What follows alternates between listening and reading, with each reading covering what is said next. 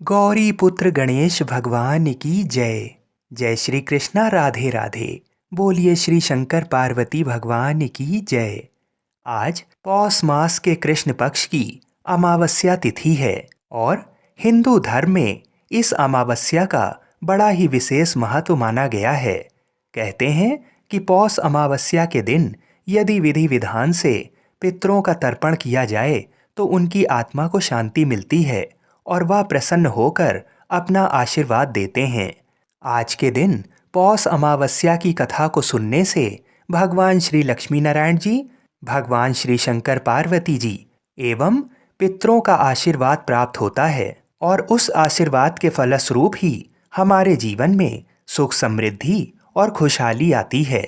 तो आज मैं आपको सुना रहा हूँ पौष अमावस्या की बड़ी ही दुर्लभ कथा। तो इन सभी कथाओं को बड़ी ही श्रद्धा और प्रसन्नचित मन से पूरा अवश्य सुनिएगा। पौराणिक कथा के अनुसार एक गरीब ब्राह्मण रहता था। उसकी सुंदर, गुणवान और संस्कारी बेटी थी, लेकिन उसका विवाह नहीं हो पा रहा था। एक दिन गरीब ब्राह्मण के घर पर कुछ साधु आए और ब्राह्मण की सेवा से प्रसन्न होकर उन्हें आशीर्वाद दिया। फिर उन साधुओं ने उस कन्या को विवाह के लिए उपाय बताते हुए कहा कि यहाँ से कुछ दूरी पर एक परिवार रहता है। यदि ये रोज जाकर उसकी पत्नी की सेवा करे तो विवाह में आ रही अड़चन दूर हो जाएगी। अगले दिन सुबह उठकर कन्या उनके घर जाकर साफ सफाई करके अपने घर वापस लौट आई। फिर रोजाना ही ऐसा करने लगी, जिसे देखकर उस परिवार की स्त्री काफी हैरान थी कि कौन उसके जागने से पहले घर की सफाई करके चला जाता है। कुछ दिन बाद वह स्त्री समय से थोड़ा पहले उठ गई और उसने बाहर आकर देखा कि ब्राह्मण की पुत्री सारे कार्य कर रही है, जिसे देखकर स्त्री ने पूछा कि आप कौन हैं। तब कन्या ने उसे साधु द्वारा बताई गई सारी बातें बताईं। उस स्त्री ने कन्या की सच्चाई और सेवा से खुश होकर उसे शीघ्र विवाह होने का आशीर्वाद दिया। लेकिन जैसे ही उन्होंने कन्या को आशीर्वाद दिया तो उस स्त्री के पति की मृत्यु हो गई। फिर भी उसने हार नहीं मानी और आंगन में लगे हुए पीपल के पेड़ की 108 परिक्रमा करके भगवान श्री हरि विष्णु से अपने पति का जीवन लौटाने की प्रार्थना की। उस दिन पौष अमावस्या थी। भगवान की कृपा से उसका पति फिर से जीवित हो गया। ऐसी मान्यता है कि जो व्यक्ति इस पौष अमावस्या के दिन स्नान दान करके पीपल की परिक्रमा करता है तो उसकी सभी मनोकामनाएं पूर्ण हो जाती हैं। बोलिए श्री लक्ष्मी नारायण भगवान की जय। बोलिए श्री राधा कृष्ण भगवान की जय। बोलिए श्री तुलसी शालीग्राम जी की जय। आइए अब पौष अमावस्या की दूसरी कथा को सुनते हैं। ये कथा सभी मनोकामनाओं की पूर्ति करती है। एक साहूकार के 7 बेटे, 7 बहू और एक बेटी थी। साहूकार के घर एक जोगी भिक्षा मांगने आता था। जोगी को साहूकार की बहू भिक्षा देती थी तो वह ले लेता था, लेकिन जब बेटी देती थी तब वह भिक्षा नहीं लेता और कहता, बेटी सुहागन तो है पर इसके बाद में दुहाग लिखा है। ये बात सुन सुनकर बेटी को चिंता होने लगी और उसका शरीर कमजोर होने लगा। उसकी माँ ने पूछा कि बेटी, तुम इतने दिनों इतनी कमजोर दिखाई देती हो। तब उसने बताया कि एक जोगी भिक्षा मांगने आता है जो कहता है कि बेटी तू सुहागन है, लेकिन इसके नसीब में दुख लिखा है। ये बात सुनकर उसकी माँ ने कहा कि मैं कल सुनूंगी। अगले दिन जब वह जोगी भिक्षा लेने आया तो उसकी माँ छुप कर बैठ गई। जब बेटी भिक्षा देने लगी तो जोगी ने वही बात फिर से बोली। इतनी बात सुनकर उसकी माँ बाहर निकल कर आई और बोली, एक तो हम तुम्हें भिक्षा देते हैं और तू ऊपर से हमें गाली देता है। तब जोगी बोला कि मैं गाली नहीं देता, जो सच है वही बोलता हूँ, जो इसके भाग में लिखा है वही कहता हूँ। माँ ने जोगी से कहा कि तुम्हें ये पता है कि इसके भाग में दुख लिखा है तो ये भी बता दो कि ये कैसे दूर होगा। तब जोगी बोला कि 7 समुंदर पार एक सोना धोबन रहती है जो सोमवती अमावस्या का व्रत करती है। अगर वह आकर अपना फल दे दे तो इसका निवारण हो सकता है, नहीं तो विवाह होकर भी इसके पति को सर्प डस लेगा। ये बात सुनकर माँ बहुत रोने लगी और सोना धोबन की तलाश में जाने लगी।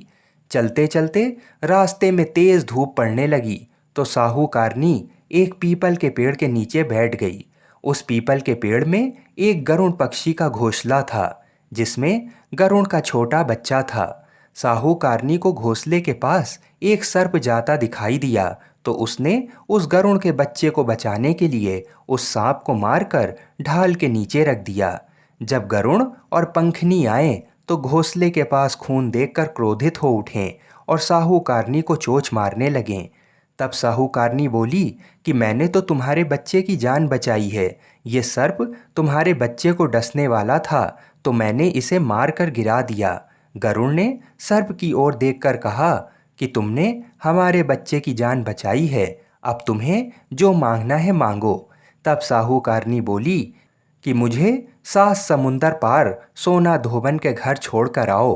गरुड़ ने साहूकारनी को अपनी पीठ पर बैठाकर 7 समुंदर पार सोना धोबन के घर छोड़ आया। वहाँ जाकर साहूकारनी ने सोचा कि सोना धोबन को कैसे राजी किया जाए। सोना धोबन के 7 बेटे बहू थे। उसकी 7 बहुएं काम को लेकर रोज लड़ाई करती थीं और काम भी नहीं करती थीं। रात को जब सब सो जाते तो साहूकारनी सोना धोबन के घर जाती और घर का सारा काम करती। गायों को नहलाती, घर की सफाई करती, रसोई का काम करती, चौका बर्तन करती, आटा पीसती, कपड़े धोती, पानी भरती और दिन होने से पहले चली जाती।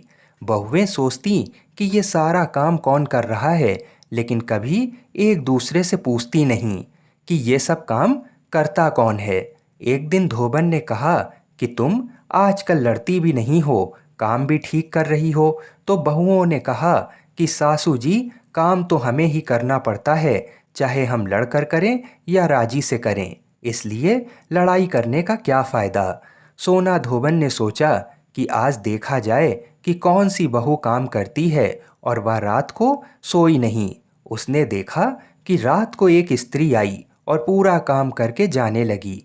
तो सोना धोबन ने बोला कि तुम कौन हो और तुम्हें ऐसे करने की क्या ज़रूरत है जो तुम इतना काम कर रही हो। तब साहूकारनी ने कहा कि ज़रूरत है, तभी तो इतना काम कर रही हूँ। सोना धोबन ने पूछा कि तुम्हें क्या चाहिए। साहूकारनी बोली कि पहले मुझे वचन दो, तब मैं आपको बताऊंगी। सोना धोबन ने वचन देकर कहा कि अब बताइए, मैं आपको वचन देती हूँ। साहूकारनी बोली कि मेरी बेटी के भाग में दुख लिखा हुआ है, इसलिए आप चलकर उसे सुहाग दें और सोमवती करें। सोना धोबन अपने बेटे बहू से बोली कि मैं तो साहूकारनी के साथ जा रही हूँ, यदि पीछे से तुम्हारे पिताजी खत्म हो जाएं तो तेल घी के कूप में डालकर छोड़ देना। फिर दोनों जनी साहूकारनी के घर चली जाती हैं। अब जब साहूकार की बेटी का ब्याह होने लगा तो दूल्हा फेरों में बैठ गया। सोना धोबन दूल्हे के घुटने के पास कच्चा करवा रख देती है, उसमें दूध डाला और तात का तार लेकर बैठ गई। थोड़ी देर बाद सांप दूल्हे को डसने के लिए आया। सोना धोबन ने करवा आगे रखा और तार से बांध दिया, लेकिन दूल्हा डर के मारे मर गया। तब सोना धोबन ने टीके में से रोली निकाली, मांग में सिंदूर निकाला, आँख में से काजल निकाला और मेहंदी निकालकर छोटी उंगली से छींटे मारे और बोली कि मैंने आज तक जितनी भी सोमवती अमावस्या करी हैं, उनका फल साहूकार की बेटी को लग जाए और आगे जो मैं सोमवती अमावस करूं वह मेरे बेटे को लगे। इतना कहते ही दूल्हा जीवित हो गया और सब सोमवती की जय जय बोलने लगे। सोना धोबन वापस जाने लगी तब साहूकारनी बोली कि तुमने मेरे जवाई को नया जीवन दान दिया है, इसलिए कुछ भी मांगो। वह बोली कि मुझे तो कुछ नहीं चाहिए, सिर्फ एक हांडी दे दो। वह हांडी लेकर चली जाती है। रास्ते में सोमवती आती है तो हांडी का 108 परिक्रमा लगाकर पीपल के पेड़ के नीचे गाड़कर घर आ जाती है। घर आकर देखती है कि उसका पति मरा हुआ तेल और घी के रूप में पड़ा है।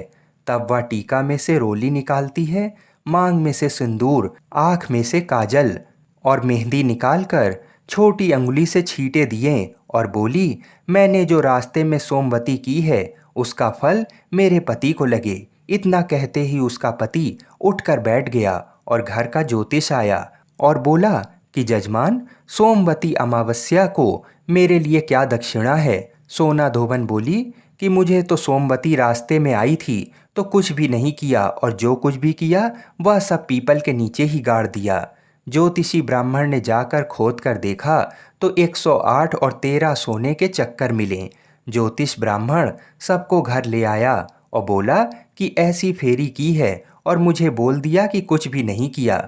सोना धोबन बोली, ये तो तुम्हारे भाग से ही हुआ है, इसलिए इसे तुम ही ले जाओ। ब्राह्मण बोला कि मेरा तो इसमें चौथी पाती है, बाकी आपका मन हो तो उसे दे देना।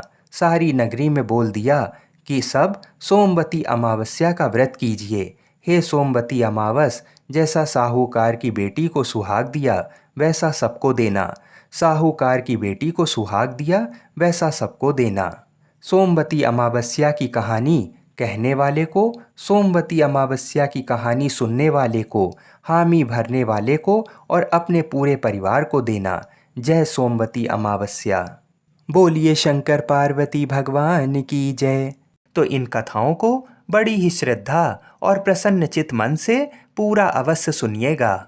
एक समय की बात है, वनवास के दौरान भगवान राम, लक्ष्मण और सीता सहित महालय पक्ष के दौरान श्राद्ध करने के लिए गया धाम पहुँचे थे। गया धाम पितरों के तर्पण के लिए ऐसी जगह है जहाँ पर माता सीता ने अपने ससुर राजा दशरथ का पिंडदान किया था।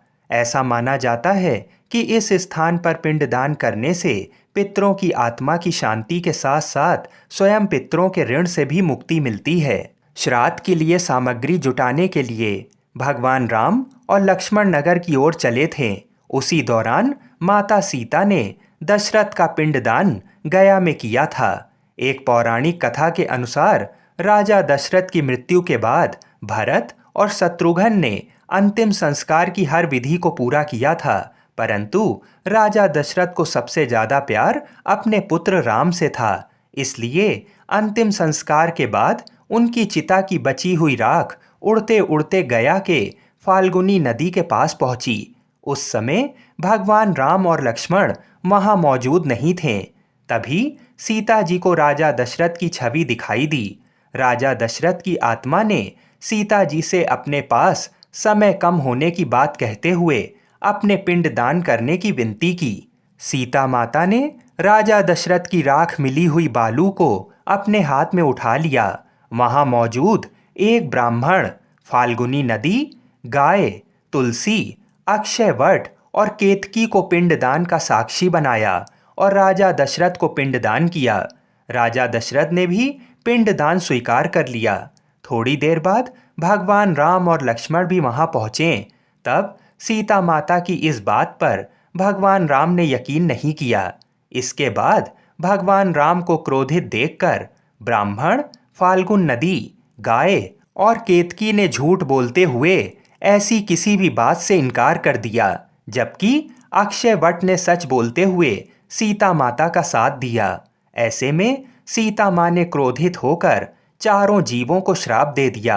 फाल्गुनी नदी को श्राप दिया कि वह जल विहीन रहे, तुम सिर्फ नाम मात्र की नदी बनकर ही रहोगी। केतकी को श्राप दिया कि तुम्हारा फूल किसी भी पूजा में काम नहीं आएगा, इसलिए केतकी का फूल पूजा पाठ में वर्जित माना जाता है। गाय और ब्राह्मण को श्राद्ध में पुनः साक्षी बनने का श्राप दिया और अक्षय वट को वरदान दिया कि तुम्हारी आयु दीर्घायु हो, और जो पतिव्रता स्त्री तुम्हारी पूजा करे उसके पति की भी दीर्घायु हो। पौराणिक कथा के अनुसार प्राचीन समय में एक बार सभी 9 ग्रहों सूर्य, चंद्रमा, मंगल, बुध, बृहस्पति, शुक्र, शनि, राहु और केतु में विवाद छिड़ गया कि इनमें सबसे बड़ा कौन है। सभी लड़ने लगे और कोई निर्णय न होने पर देवराज इंद्र के पास निर्णय कराने पहुंचे।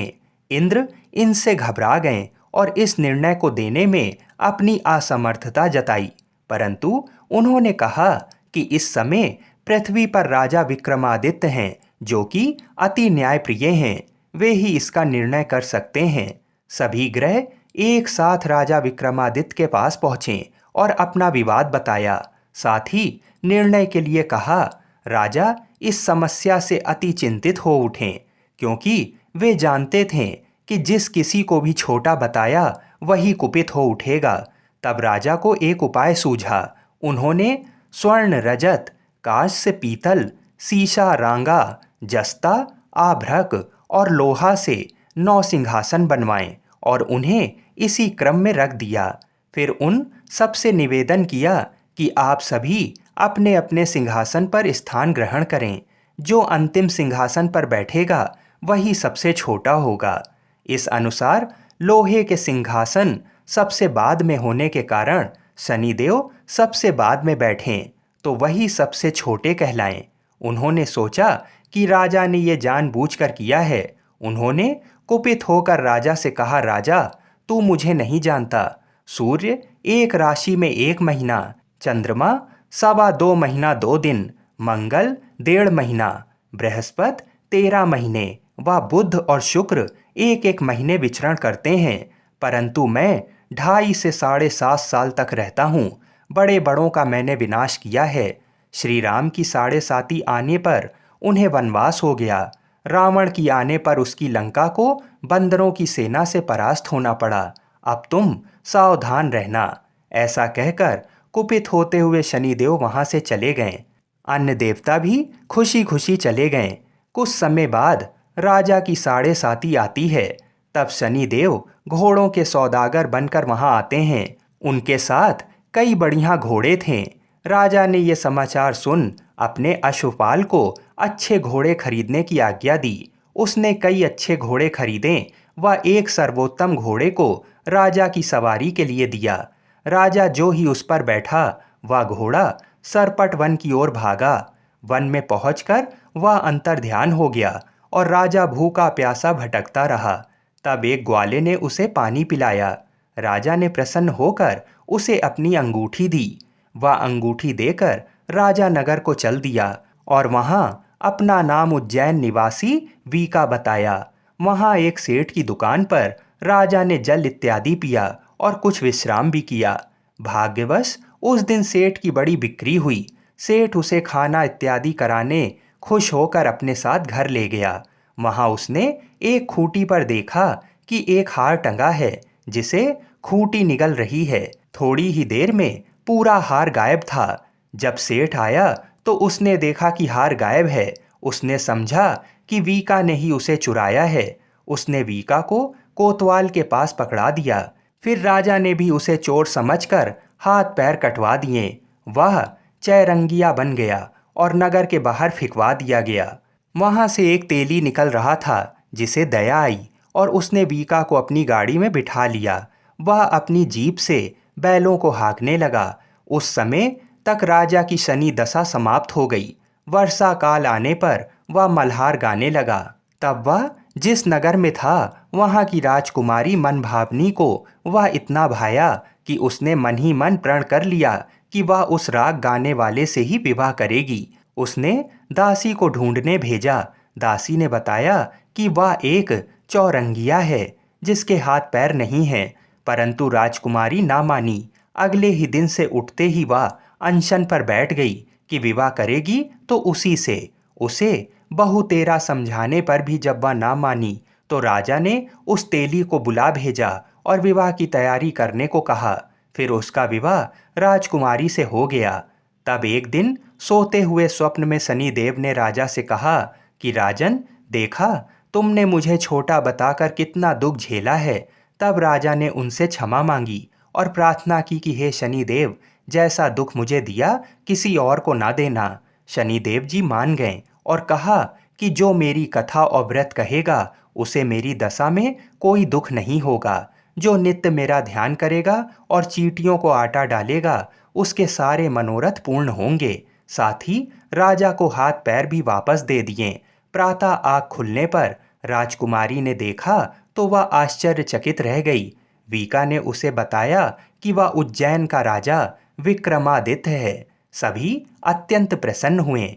सेठ ने जब सुना तो वह क्षमा मांगने लगा। राजा ने कहा कि वह तो शनिदेव का कोप था, इसमें किसी का कोई दोष नहीं। सेठ ने फिर भी निवेदन किया कि मुझे शांति तभी मिलेगी जब आप मेरे घर चलकर भोजन करेंगे।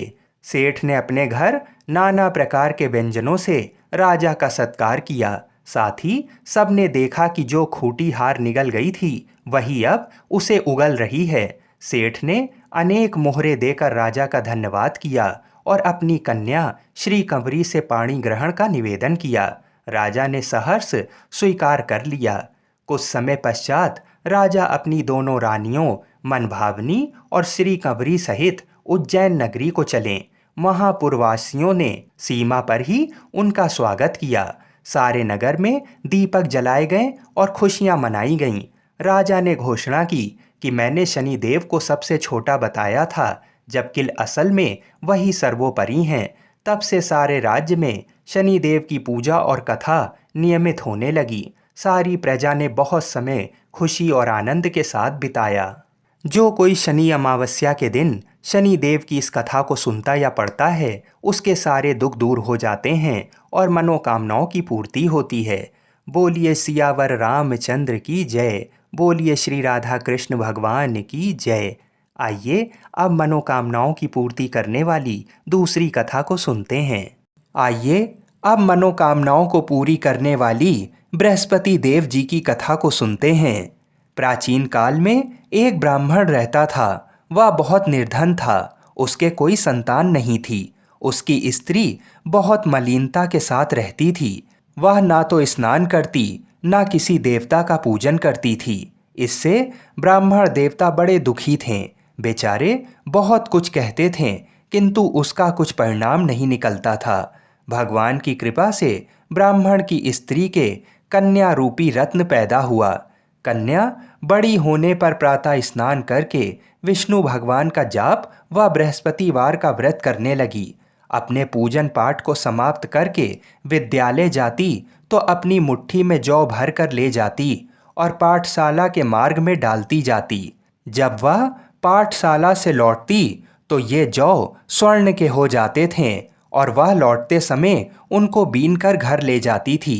एक दिन वह बालिका सूप में उस सोने के जौ को फटक कर साफ कर रही थी कि उसके पिता ने ये करते हुए देख लिया और कहा, बेटी, सोने के जौ के लिए सोने का सूप होना चाहिए। दूसरे दिन बृहस्पतिवार था। इस कन्या ने बृहस्पतिवार का व्रत रखा और बृहस्पति देव से प्रार्थना करके कहा, मैंने आपकी पूजा सच्चे मन से की हो तो मेरे लिए सोने का सूप दे दो। बृहस्पति देव ने उसकी प्रार्थना स्वीकार कर ली। रोजाना की तरह वह कन्या जौ फैलाती हुई जाने लगी। जब लौटकर जौ बीन रही थी तो बृहस्पति देव की कृपा से सोने का सूप मिला। उसे वह घर ले आई और उसमें जौ साफ करने लगी, परंतु उसकी माँ का वही ढंग रहा। एक दिन की बात है, वह कन्या सोने के सूप में जौ साफ कर रही थी। उस समय उस शहर का राजपुत्र वहां से होकर निकला। इस कन्या के रूप और कार्य को देखकर मोहित हो गया तथा अपने घर आकर भोजन तथा जल त्याग कर उदास होकर लेट गया। राजा को इस बात का पता लगा तो अपने प्रधानमंत्री के साथ उसके पास गए और बोले, हे बेटा, तुम्हें किस बात का कष्ट है? किसी ने अपमान किया है अथवा और कारण हो सो कहो, मैं वही कार्य करूँगा जिससे तुम्हें प्रसन्नता हो। अपने पिता की राजकुमार ने बातें सुनी तो वह बोला, मुझे आपकी कृपा से किसी बात का दुख और कष्ट नहीं है। किसी ने मेरा अपमान नहीं किया है, परंतु मैं उस लड़की से विवाह करना चाहता हूँ जो सोने के सूप में जौ साफ कर रही थी। ये सुनकर राजा आश्चर्य में पड़ गए और बोले, बेटा, इस तरह की कन्या का पता तुम ही लगाओ, मैं उसके साथ तुम्हारा विवाह अवश्य ही करवा दूंगा। राजकुमार ने उस लड़की के घर का पता बतलाया। तब मंत्री उस लड़की के घर गए और ब्राह्मण देवता को सभी हाल बताया। ब्राह्मण देवता राजकुमार के साथ अपनी कन्या का विवाह करने के लिए तैयार हो गए तथा विधि विधान के अनुसार ब्राह्मण की कन्या का विवाह राजकुमार के साथ हो गया। कन्या के घर से जाते ही पहले की भांति उस ब्राह्मण देवता के घर में गरीबी का निवास हो गया।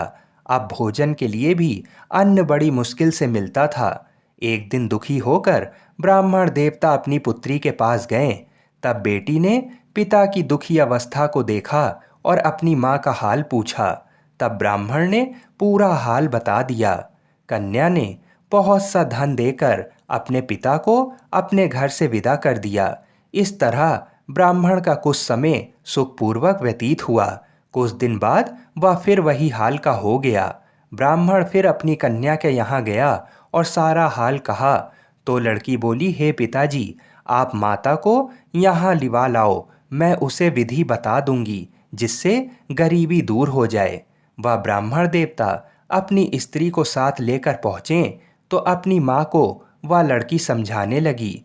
हे माँ, तुम प्रातःकाल प्रथम स्नान आदि करके विष्णु भगवान का पूजन करो तो तुम्हारी सब दरिद्रता दूर हो जाएगी।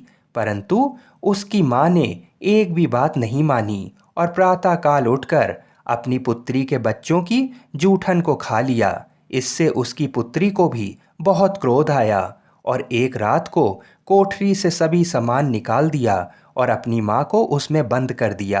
प्रातःकाल उसे निकाला तथा स्नान आदि करा के पाठ करवाया तो उसकी माँ की बुद्धि ठीक हो गई और फिर प्रत्येक बृहस्पतिवार को व्रत रखने लगी। इस व्रत के प्रभाव से उसके माँ बाप बहुत ही धनवान और पुत्रवान हो गए और बृहस्पति जी के प्रभाव से इस लोक के सुख भोग कर स्वर्ग को प्राप्त हुए। आप सभी लोग बड़ी ही श्रद्धा और प्रेम से बोलिए विष्णु भगवान की जय। हम ऐसी मंगल कामना करते हैं कि भगवान श्री लक्ष्मी नारायण जी और बृहस्पति देव जी तथा भगवान शिव और माता पार्वती हम सभी की मनोकामनाओं को अवश्य ही पूर्ण करें। हर हर महादेव।